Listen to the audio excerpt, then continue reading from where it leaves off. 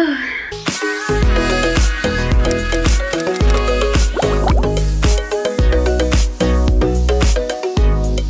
guys, so in today's video it's very like I don't know, like I literally was like, what do I film?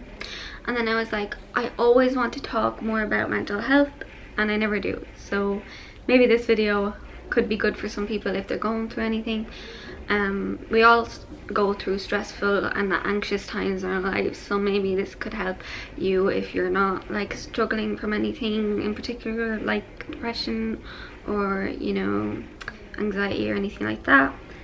I wanted to talk about my times where I was actually admitted into the hospital for wanting to commit suicide, and I wanted to really explain in this video what I went through, because I obviously depended on my phone a lot throughout the second time at least, and I actually have notes on my phone of the time and how I felt and everything like that. So I thought it might be interesting for some people to see how I felt then and how I feel now, and maybe if you are feeling suicidal or low, this video might help you out, and I really hope it does. And I just want to say I'm not a doctor or anything like that, so you know, if you're coming to this video to think that this is gonna fix everything and help without professional help, and you know you need some professional help, definitely go to see a psychologist, go to your doctor. Don't be scared and don't feel guilty and don't feel like it's stupid to go to like get help. Like I don't understand how there's this big thing around people going to counselors and things like that. I've been to about 1 million counselors in my life, and honestly some work, some don't. You have to find the right fit for you, but don't expect this video to, you know, help everything. I'm not qualified or anything like that. I just want to give my experiences and tell them to you, and I think I'm just ready to do that now. Okay, so I feel like growing up I was very sheltered from everything. I lived in the countryside, so there was not many friends, not even in my school. Like I didn't have many friends at all, because you know our school was just so tiny. I moved there at an awkward time, so people already had their close-knit friendships. I was always kind of feeling like an outcast.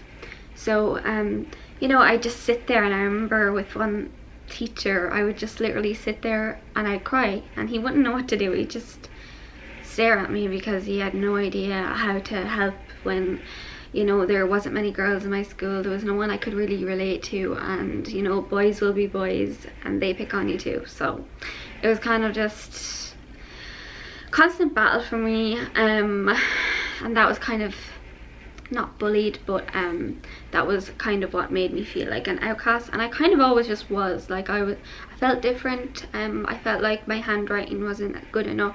I felt like I had to be like other people. I felt like if I brought in a certain lunch and someone else had something better, that mine wasn't good enough. I always just felt like I wasn't good enough, and this stemmed from just small things, like stupid things, like if I didn't have the same cool pencil case that someone else had, I didn't feel like I was good enough. If I went out and I got like a new school bag and I loved it, and then someone was like, oh, I don't like it, I would feel like it's not good enough. I just never felt good enough.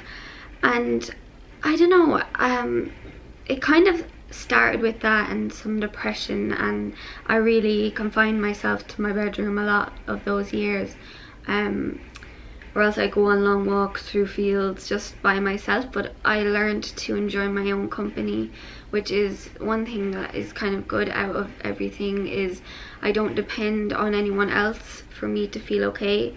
I can feel okay just on my own, and then when someone else comes along, that's even better. But I can feel okay just by myself. I don't need anyone in particular to, you know, make me feel complete.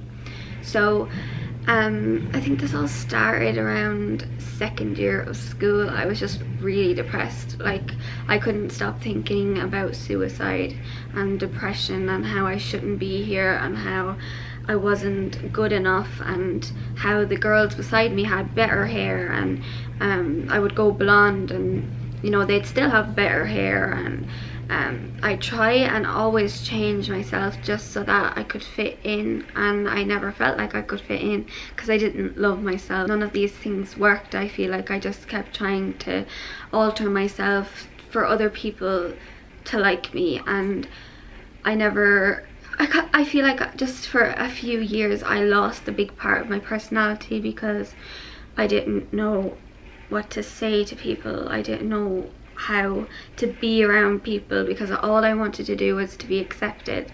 And I had been to so many different schools that at this point I just wanted to be accepted. I wanted to not even be popular, just have friends. And I was a very emotional person. I still am a very emotional person, so you know, this all kind of stemmed from that, and I did have quite a bit of a hard childhood at times. So I remember in second year, it was around like Halloween time, I was in quite a destructive relationship. It was like more of an online relationship, and you know, it was never going to work out. It wasn't real. It wasn't, you know, something that you could ever consider going further in life, if you will. It just wasn't going to do anything good for me or for that person, and that ended. But I ended up going to the doctor. I was referred to my GP, and basically I went into the room, and you know, she was so nice, and I just, for some reason, I was like, I don't think I can go home and trust myself to not kill myself tonight. I was so blatant and, you know, crude, and she was just like, whoa, well, you need to go to the hospital then. And then of course I was like, no, I'm okay, like, I'll be fine. And she was like, no, like, you're literally, after saying to me that you want to kill yourself, you're having suicidal thoughts, so I need to put you into hospital just to be checked and get a good counsellor. This scared me, and it also scared my family because I guess it came out of nowhere, and I guess I always felt it, but I wasn't very open about it. So my family were quite shocked. They were kind of just like, is this for attention or what? And I think part of you know, doing that is for attention, and people get that mixed up. There is two types of attention, and the attention that I was looking for was kind of a cry for help. It was the attention that I wanted to put out how I felt and get the attention of help, not the attention of people feeling sorry for me. So I remember going into hospital, and you know, I was only like 14, 15, so your phone is taken. They recommend your phone be taken so that like you're not talking to people who could be triggering you being sad. Nurses had to watch you shower. It's basically like the psych ward. It was really odd, but it was for kids. So, you know, I had no phone. I just wanted to cry every single night, and then when you did cry, the nurses almost made it out that you were having fits, and you know, it would make things a lot worse. So I just felt like that was the worst experience of my life, and I just wanted to get out of there. So when I did get out of hospital, you know, I didn't feel much better, but I did realize how much my family cared about me and how much they would never want to lose me. So, you know, I would self-harm. I would find absolutely anything to self-harm with. I still have like some itty bitty scars which I'm not proud of, and I feel like, you know, there are battle wounds, and some people just go through this stuff. And you know, at the time I don't even really have a legit reason to why I would have wanted to self-harm, because I was in so much pain anyway. I didn't want more pain. I didn't want a distraction pain. I just wanted to sit there and, you know, dwell on the worst possible things. And I had no positivity at all in my whole life. So I was just, you know, ignoring everything. Like, nothing anyone could have ever done for me would have helped, because I didn't want to help myself. I couldn't help myself. So, you know, months went by, and I guess I was just very personal again. I wasn't out there, I closed myself off, I was just really introverted, and you know, my whole attitude changed, I guess, and we moved. And you know, over the years I did have bad spells of depression, but we were all going through so much as a family, and it was normal, I guess. And you know, I would have boyfriends and be reckless, and you know, just do anything really, get drunk, and I didn't have good nights out. Like, I just was intended on being reckless, and that's just the worst thing you can do. Like, at the time though, you know, I feel like suicide wasn't like so big a couple of years ago as it is now. Like, now it's just like every day you hear about another person who's committed suicide, and it's absolutely crazy. But dealing with Ireland's mental health system myself, I know a lot about it. So that was kind of the first story of it all, how it all happened. I'm not really going to go too much into detail of that because that was a while ago, and the real one is kind of last year. So when I got diagnosed with cancer, obviously I was still going through depression and anxiety on and off stages. I was a very anxious person, and I still am. But you know, when you're diagnosed, you kind of just take on the role of, okay, I have this illness, but I'm gonna be okay. That's all you can think of, that's all you need to think of, because if you don't, you know, it's gonna be so much harder for you. You just kind of have to cut off the cords, and you have to take on that you have this illness, and you know, figure out in your head, and soon you'll be able to learn to live with it. I guess that's what I just kept saying to myself. And I don't know, it was around the time last year, September of 2016, where I just was so sad. And it's like everyone was fundraising, and in my head I was like, everyone's life is ruined. I've ruined everyone's life. Like, all they're ever going to be doing now is fundraising.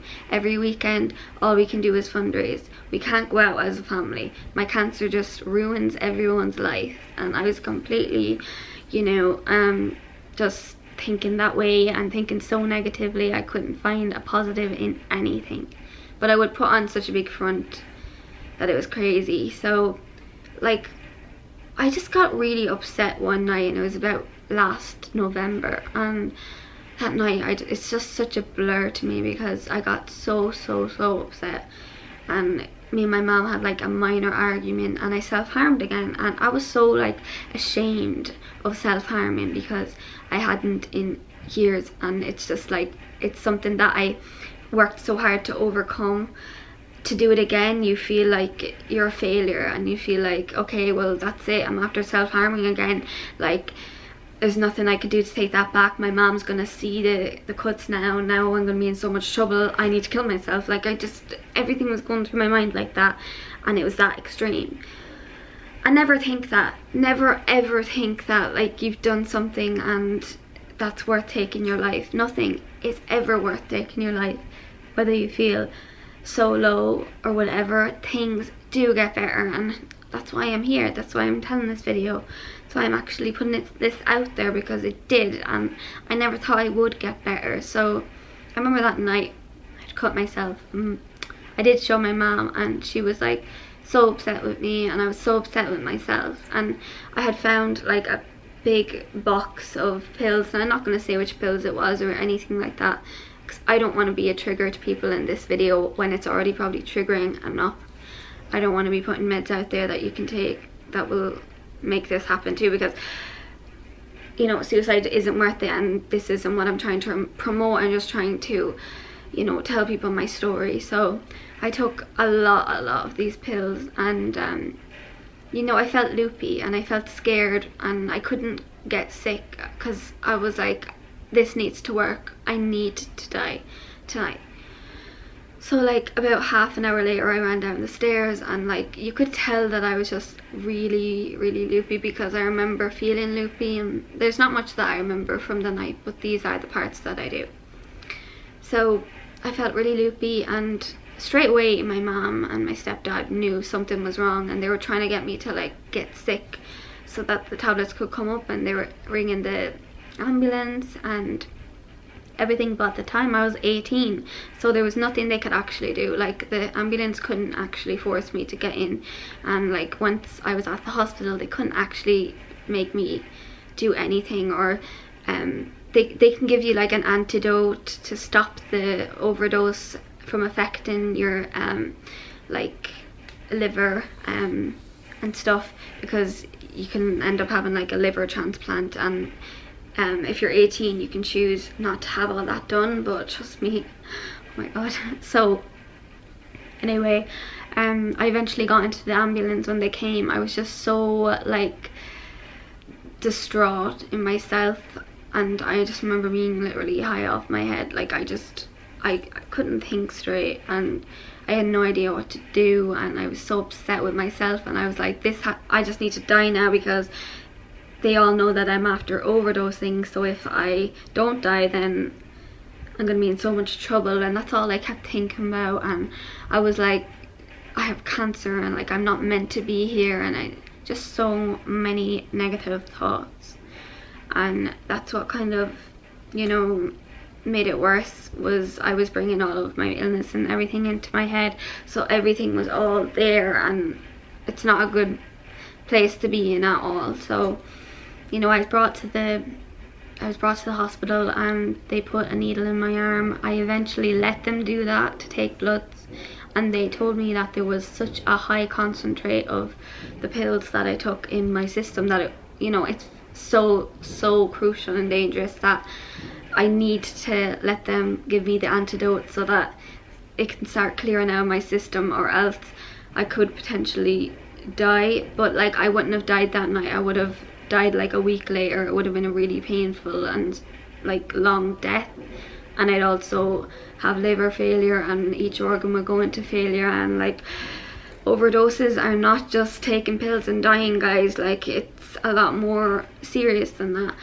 And you know, so I remember kicking my mama out of the room. I was like, no, I don't want her in here. I was so like rude, because I just didn't want to see her face, because she was just so hurt and distraught, and I felt like if I seen her face I would stop this whole thing completely and let them give me the antidote and let them make me better and take all the medicine out of my system that I had taken. But I wanted to die, so I was like, I can't see her in the room right now because she's breaking my heart. Like, she's my everything. My mom means so much to me, and she's done so much for me. And it was when I woke up a couple of hours later, my aunt was beside my bed, and I did let her stay in the room, and she kind of, I guess, talked sense into me. I don't really remember half this part, but she told me anyway. And you know, a couple of hours later I finally took the antidote, and I started getting sick, and it was the worst like night of my whole life. I kept getting sick and sick and sick and sick, and you're just so sick. And like, I've never felt so sick in my whole life. Like, it literally messes your whole body up, and with having cancer and being on chemo, this was messing me up even more. And my life was still in a lot of danger, and everyone was still extremely worried. So I, you know, at the time I thought everyone hated me, and I did like gravitate to my phone a lot because I was kind of keeping a little diary on it. And I just remember, like, when I was all like you know, healing, and I guess all of the drugs were on my system and I'd be on my own, I remember writing this, and it says, how do I ever get past this rough patch, because it feels like the rough patch never leaves. The fact that I had all of the confidence, felt so numb, and thought all the tablets could fix me scares me. I've had so many suicidal thoughts before, but could never act them through. I would think in my head of a happier world, a happier day, and just a happier hour that could keep me here. But in the moment of taking those tablets, I saw no happiness. My head was in such a darkness. I tried to find some light, and it felt impossible. As I counted out the medication, I remember how much I loved my sister. I loved my brother. I loved my family. But I felt like it wasn't enough, because in that moment it wasn't. The constant thoughts of, you're so fat, you're not good enough, no boy would ever want you, you have too many issues to be here, all invaded and lingered through my mind. I think taking each handful of tablets was the hardest thing I ever had to do, because my head knew it was right, but my heart knew it wasn't. As I spit up the last few tablets, I knew I had to somehow keep them down, as nauseous as I was. I felt the dizziness, the pain. I knew from then on I'd have to block it out, and if any doctor said they could save me, I had to deny treatment, because the only person who could save me was myself. And in those moments, I didn't want to recover or be saved, because that scared me more than dying. My thoughts are so jumbled and sad. I don't want to hate myself, but I do. I don't want to be selfish, but I am. I didn't want to hurt my family, but I have. In the moment of trying to take my life, I never thought, what if this doesn't work? What will people think if I survive this? I never thought that this would happen, because I was confident that I would die. I felt so much in denial, and my heart truly hurt, because I knew I disappointed everyone. In the moment of doing something to numb my pain, I passed my pain and worry on to everyone else, and I would never want to do that, especially my mother, who was there for me through absolutely everything. I didn't want her life to be consumed by fundraising for me, but now I realize that her life isn't consumed by fundraising for me. Her life is consumed by wanting me to live and wanting me to get better, and for taking all that effort to make me better and try to take my own life was and is completely selfish, and I take full responsibility. I do need help, and I do need to have more counselling and find the person I was before I felt this way. I'm so sorry. I know that's not enough. I know actions speak louder than words, but I just want you to know I truly do feel so sorry. And I sent this to my mom, and I just felt so unbelievably crap for weeks. It was such a hard few weeks, and you know, I never thought I could get past it. And there was another note that I'll read out as well, and it said, life after my suicide attempt. And this was when I was in my nanny's, because me and my mom weren't getting along, because I had really upset her. I had ruined everyone's trust in the house, and so I was staying with my nanny for a little while, because you know, I just felt so bad. So it's currently 5:47 a.m. I feel consumed with guilt and alone. I feel cold and can't appreciate the warmth of a blanket. I just feel full, bloated, and so unbelievably anxious.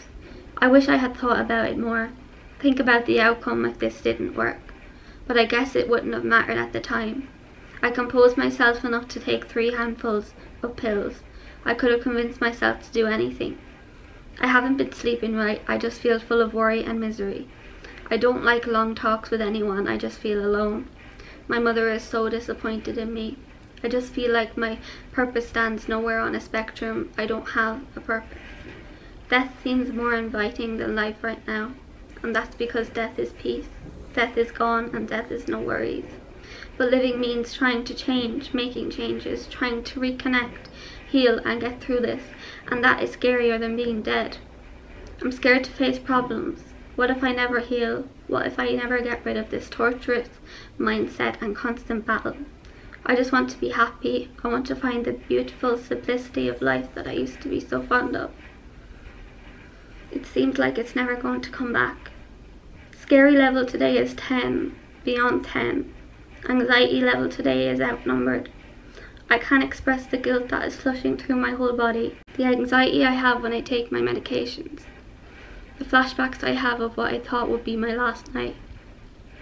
I'm not going to read the rest just because there is some, you know, really detailed things in that message, but I just want you to know that I felt that way, and I felt so unbelievably horrible, but I still got through it, and I am so different to the person I was then to the person I am today.